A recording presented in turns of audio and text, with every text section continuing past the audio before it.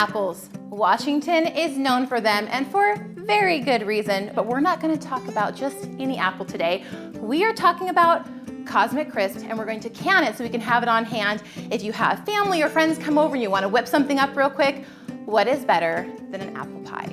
I'm going to show you how to do that. We're going to do kind of a condensed version today because there is quite a few steps, but the recipe, the full thing is available on wagrown.com, so go check that out. But we're going to hit the highlights here and give you some tips and tricks. How cool is that? Look at that. Look at how cool that is. And I'm just going to take these, I'm just going to cut them in half.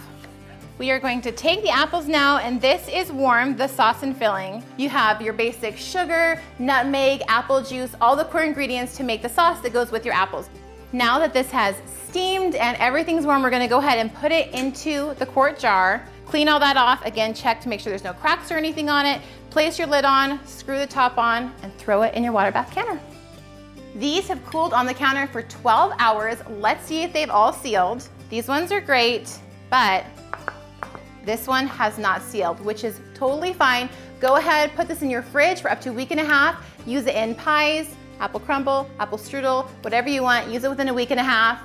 Do not throw it away. It is totally good and fine to eat. I hope this has taken the fear out of canning for you and that you feel comfortable playing and experimenting in the kitchen and making some amazing apple pie filling with your Cosmic Crisp apple.